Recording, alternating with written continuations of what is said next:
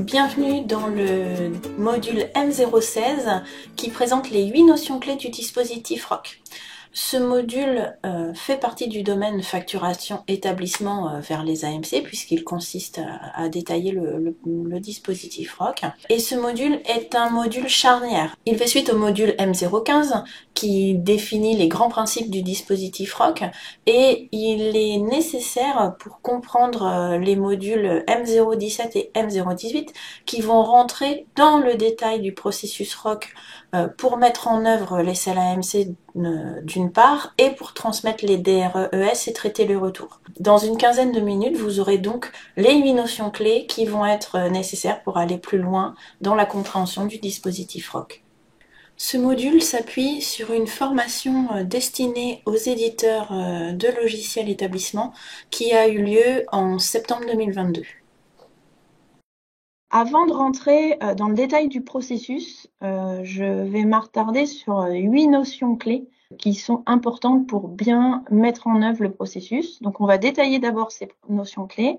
Et puis après, quand on sera dans le processus, je rappellerai au moment opportun à quelles notions clés on fait référence. On va utiliser un certain nombre de vocabulaires et d'abréviations. Donc là, j'en ai mis quelques-unes, certaines que vous connaissez certainement très bien. Donc ETS, BS pour bénéficiaire de soins. Voilà, on va aussi utiliser RAC pour reste à charge. Voilà, toutes les abréviations, les définitions et ces concepts liés au dispositif ROC sont présents dans notre document qu'on appelle PG, donc qui est référencé CFG 24. Donc, n'hésitez pas à vous y référer. Alors, notion clé numéro 1. Donc, en fait, on va avoir une notion clé qui s'appelle le contexte d'échange. Le contexte d'échange est lié à ce qui se passe dans la vraie vie, c'est-à-dire que dans un parcours de soins d'un bénéficiaire de soins, on va avoir différentes phases. On va avoir une phase de préadmission, d'admission, on va avoir les soins qui vont être administrés, la sortie de ce bénéficiaire de soins de l'établissement, et puis après, il y a après la sortie. Dans ROC, on va avoir défini 3 contextes d'échange, la partie préadmise, la partie admise, donc qui inclut l'admission et les soins, et la sortie. La notion clé numéro 2, c'est les dates liées au contrat AMC. Donc en fait, l'objectif de fiabiliser les échanges et puis de transmettre les informations, c'est de donner des informations à l'établissement pour savoir si un bénéficiaire de soins est couvert par un contrat AMC et surtout sur quelle période. Donc on va avoir des dates qui vont être renvoyées par l'AMC, qui sont les dates de début de couverture d'un bénéficiaire de soins, la date de fin de couverture et éventuellement, date de fin de couverture s'il y en a une, celle-là elle n'est pas obligatoire, et éventuellement des dates d'échéance de renouvellement. Donc la date d'échéance de renouvellement, c'est une date où l'AMC demande à ce que l'établissement redemande si les droits sont valides et toujours bons. Voilà, donc la date d'échéance de renouvellement, elle va servir à refaire une demande de droit auprès de l'AMC. Ces informations sont issues du service en ligne AMC IDB. Pareil, on y reviendra. Donc, en fait, qu'est-ce que ça fait d'avoir une date de fin de couverture ou une date d'échéance de renouvellement? Quand il y a une date de fin de couverture qui est renseignée, ça veut dire qu'en fait, l'AMC ne va plus couvrir au-delà les prestations. Donc en fait, là, dans ce cas-là, si le séjour se poursuit, par exemple, il va falloir rechercher d'autres AMC qui pourraient couvrir ce bénéficiaire de soins. Et quand il y a une échéance de renouvellement, il faut réinterroger l'AMC pour savoir si les droits sont prolongés ou non, ou s'il y a une date de fin de couverture. Donc en gros, ces dates, elles servent à quoi? Elles servent à faire automatiser par le SI du hospitalier les rafraîchissements des dates de couverture et éviter qu'on découvre assez tardivement qu'il n'y a pas de prise en charge. Alors, troisième notion clé qui va découler un peu qui est la suite de la notion clé numéro 2, c'est le fait qu'un séjour, qui donc peut être plus ou moins long, peut être couvert par plusieurs AMC.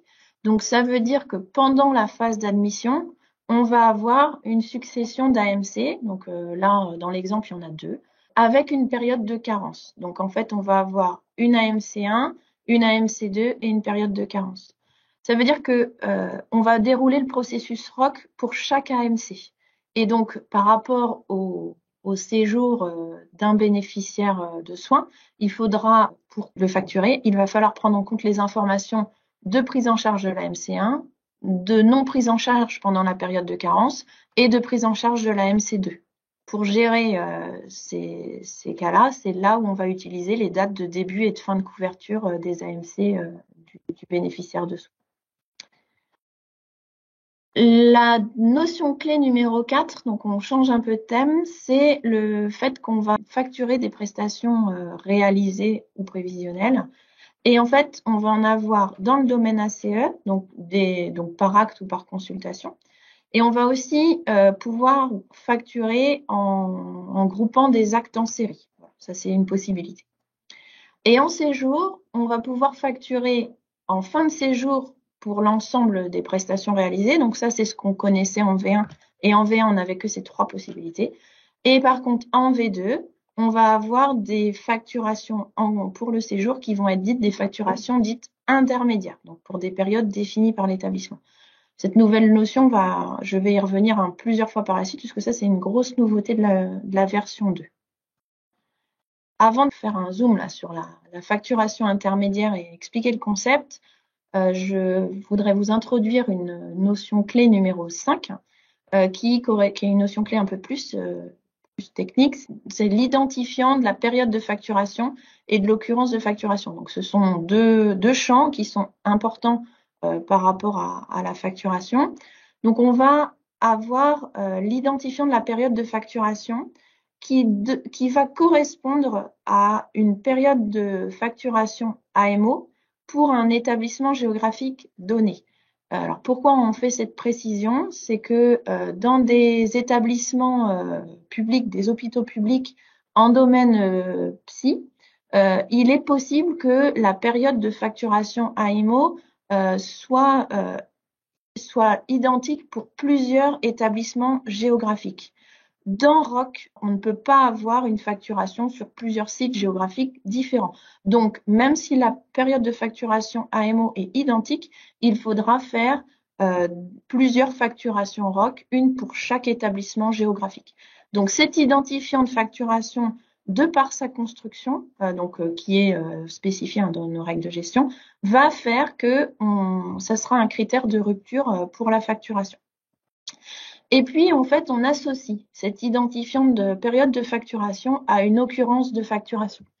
L'occurrence de facturation, c'est juste un incrément, hein, voilà. Et en fait, du coup, en général, il est à 1, mais on va avoir des cas où il va être incrémenté et utilisé. C'est quand on va avoir justement des successions d'AMC au cours d'AMC jour, donc plusieurs AMC qui vont prendre en charge les droits du bénéficiaire de soins. Et aussi, on va l'utiliser pour la facturation intermédiaire. Alors, on arrive à cette fameuse facturation intermédiaire. Donc, par rapport à notre contexte d'échange, donc pré-admis, admis, sortie, une facturation intermédiaire, ça veut dire quoi? C'est que pendant la phase d'admission, l'établissement va pouvoir décider, je décide maintenant de faire une première facturation pour tout ce qui s'est passé depuis l'admission du bénéficiaire. Et puis, on va avoir potentiellement une deuxième facturation, une troisième facturation. Là, dans l'exemple, on va en parler de 3. Et la troisième facturation sera faite à la sortie, dans notre cas. Et c'est ce qu'on a aussi illustré dans nos SFG et dans cette présentation par la suite. Donc, cette facturation intermédiaire est utilisable pour tous les séjours de tous les domaines, MCO, psy, SSR, la HAD inclus dans le MCO, et pour tous les types d'établissements. Donc, hôpitaux, PNL, cliniques privées, tous les types d'établissements. Les périodes de facturation sont définies par l'établissement. Donc, ça peut être 15 jours, ça peut être 1 mois, et elles sont définies pour chaque séjour. Donc, il n'y a pas de contrainte de temps sur quand vous le faites et tout. C'est une question d'organisation de l'établissement. Et elles sont identifiées par le couple identifiant de période de facturation et occurrence de facturation. Voilà pour la facturation intermédiaire. Nouvelle notion clé, la garantie de paiement. La garantie de paiement, c'est le témoignage de l'engagement de l'AMC à régler le montant qui sera dans la facture envoyée à l'AMC par la suite. Elle est formalisée par un numéro d'engagement, c'est-à-dire qu'on va avoir le web service CLC. Quand il va être utilisé, il va répondre sur des montants et il transmettra en même temps un numéro d'engagement.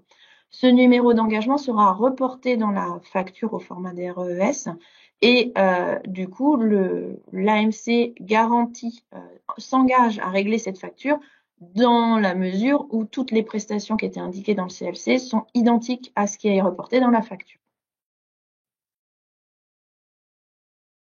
Alors, notion 7, qui va être indispensable pour comprendre la notion 8, et puis on aura fini sur ces différentes notions. Ce sont les prestations hors soins dans ROC. Donc ça, c'est vraiment une notion spécifique au dispositif ROC, on n'en parle pas ailleurs. Alors, les prestations hors soins, on a défini des prestations hors soins qui sont la chambre particulière, donc chambre particulière en ambulatoire ou en séjour classique, les frais d'accompagnement, donc sous type de forfait, de lit d'accompagnement, de repas, les services additionnels dont je vous ai parlé tout à l'heure, et pour les cliniques privées, les honoraires en sus. Donc les honoraires en sus sont considérés comme du hors-soin parce qu'il peut y avoir des dépassements et donc on va les considérer comme du hors-soin. Donc, ces prestations hors soins, on les oppose aux prestations de soins qui sont toutes les autres prestations qui ne sont pas dans le hors soins. Donc, ça, c'est facile à retenir. Pourquoi on vous parle de cette notion? C'est parce que cette prestation hors soins va être importante dans la notion que je vous présente juste après, qui est le reste à charge du bénéficiaire. Alors, le reste à charge à payer par le bénéficiaire après la prise en charge AMO et AMC. On est bien sur cette notion de ce qui va rester pour le bénéficiaire de soins à payer. Déterminer ce reste à charge à payer après la prise en charge AMO et AMC, ça va impacter potentiellement le parcours administratif du patient et donc ça va pouvoir impacter sur comment l'ETS s'organise. Pourquoi ça va l'impacter? Parce que en cas de présence de reste à charge, l'ETS va pouvoir proposer de simuler les montants qui sont pris, qui sont potentiellement pris à charge, et comme ça le bénéficiaire de soins sera informé de ce qui lui restera réellement et pourra choisir les prestations de chambre particulière, de frais d'accompagnement ou pas, en fonction de, voilà, il aura connaissance de ça. L'ETS va aussi pouvoir s'organiser pour limiter le passage en caisse aux bénéficiaires qui ont une facture à régler, et ceux qui n'ont pas de facture à régler parce que tout est pris en charge n'auront pas besoin de passer. Et puis, l'établissement peut aussi s'organiser pour prioriser la collecte des actes pour ceux qui ont un reste à charge à payer, justement. Alors, comment on détermine si il reste un charge à payer par le bénéficiaire de soins? Ce qu'il faut savoir, c'est que au début du dispositif ROC, on va avoir deux informations qui vont être à prendre en compte pour connaître s'il y a éventuellement un reste à charge à payer par le bénéficiaire de soins. La première, c'est une information qui va être renvoyée par le service IDB dans sa réponse et qui s'appelle le top absence de RAC soins. Donc, si ce top est à oui, ça veut dire que les soins sont couverts à 100% par l'AMO et ou l'AMC. Et s'il est à non, il y a un reste à charge possible après l'AMC et l'AMO. Et puis, ce qui va compter aussi, parce que ce top ne suffit pas à savoir s'il y a un reste à charge ou pas, c'est est-ce qu'il y a la présence de prestations hors soins dans la facture.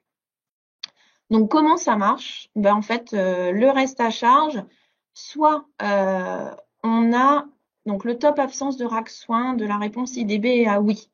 S'il n'y a pas de prestation hors soins, on est sûr qu'il n'y aura pas de reste à charge pour le bénéficiaire. On est dans les cas où il n'est pas obligé de passer par la facturation en sortie, il n'aura pas forcément de facture à régler. Si par contre il a des prestations hors soins, ça fait partie des cas où il est possible de faire des simulations pour que le bénéficiaire de soins soit informé de ce qui va lui rester à charge. Et puis, par contre, si le top absence de RAC soins de la réponse IDB est à non, qu'il y ait des prestations hors soins ou non dans la facture, il faudra aussi passer par l'estimation de ce reste à charge. Voilà pour les notions.